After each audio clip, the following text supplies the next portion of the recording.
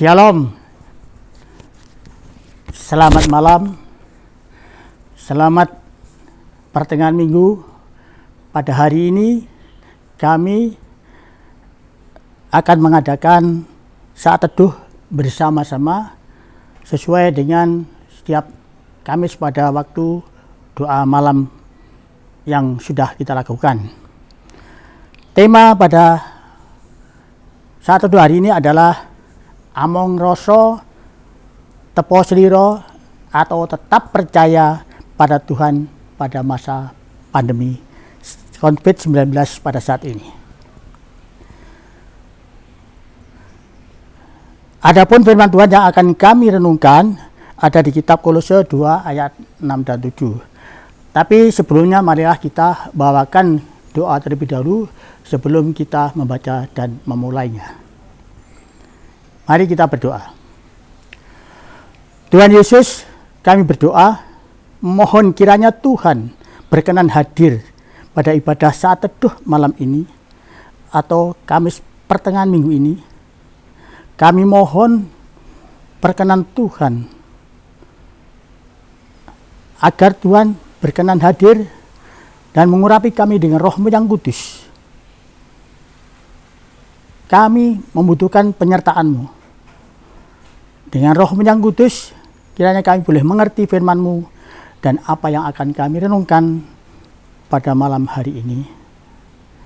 Hanya di dalam nama Tuhan Yesus Kristus, kami menyerahkan jalannya ibadah ini.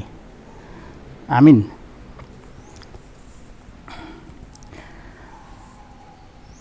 Adapun ya Tuhan, kita mulai membaca firman Tuhan yang tertulis di dalam Kolose 2 ayat 6 dan 7. Dalam peringkut kepenuhan hidup dalam Kristus. Ayat yang ke-6, kamu telah menerima Kristus Yesus, Tuhan kita. Karena itu, hendaklah hidupmu tetap di dalam Dia. Ayat yang ke-7, hendaklah kamu berakar di dalam Dia dan dibangun di atas Dia. Hendaklah kamu bertambah teguh dalam iman yang telah diajarkan kepadamu, dan hendaklah hatimu melimpah dengan syukur.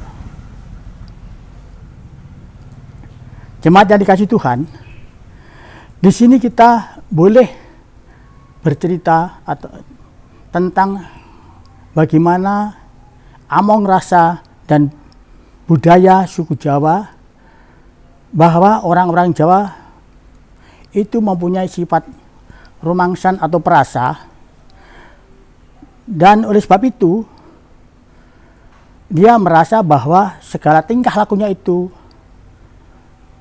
merasa selalu diawasi oleh orang lain. Kesimpulannya, kadang-kadang orang itu takut berbuat sesuatu yang membuat orang lain kecewa, sakit hati, dan bahkan takut dinilai buruk, yang akhirnya hanya tinggal diam dan tidak melakukan apa-apa karena ketakutan itu.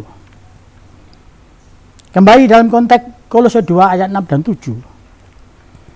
Orang yang hidup dalam Kristus adalah orang yang hidup di dalam Dia, berakar di dalam Dia, dan dibangun di atas Dia, hingga hidupnya tetap teguh di dalam iman pada Kristus, walaupun mengalami keadaan yang sulit apapun, dan menjadi orang yang mampu menempatkan dirinya pada keadaan orang lain tanpa harus takut dinilai buruk atau dinilai salah, atau bisa juga dianggap sebagai orang yang bisa among rasa dan tepo slira, yang memiliki hidup dengan manusia dengan budaya baru.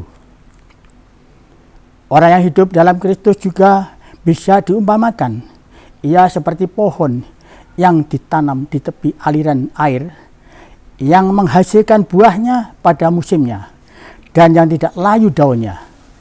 Apa saja yang diperbuatnya berhasil. Mazmur 1 ayat 3. Bapak Ibu sekalian atau jemaat yang dikasihi Tuhan, Di sini kami akan menyampaikan sebuah kesaksian hidup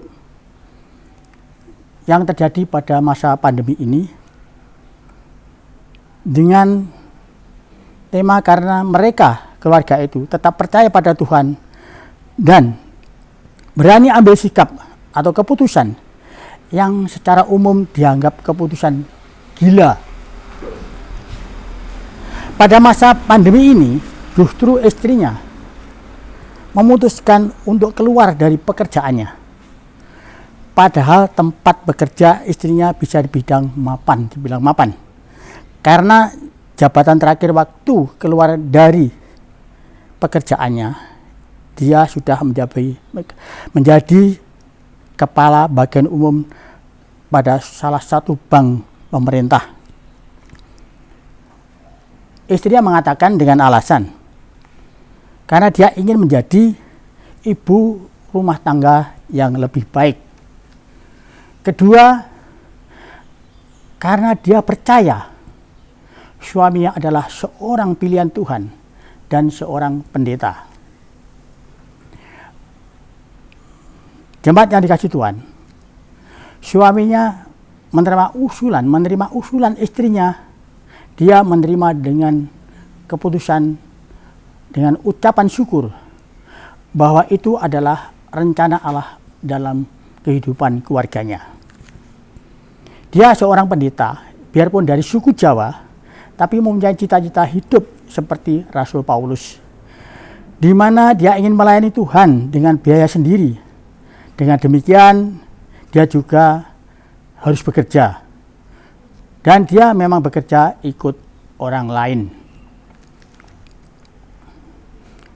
Boleh kami tahu bahwa istrinya adalah seorang suku Batak, jadi berbeda suku. Bosnya adalah seorang haji, tapi tidak menjadi kendala bagi dia. Bahkan dia diberi posisi menjadi orang kedua pada bagian marketing. Keputusan yang diambil istrinya itu membuat kontroversial bagi keluarga besarnya. Tapi Tuhan berkehendak lain. Dengan beraninya istrinya mengambil keputusan itu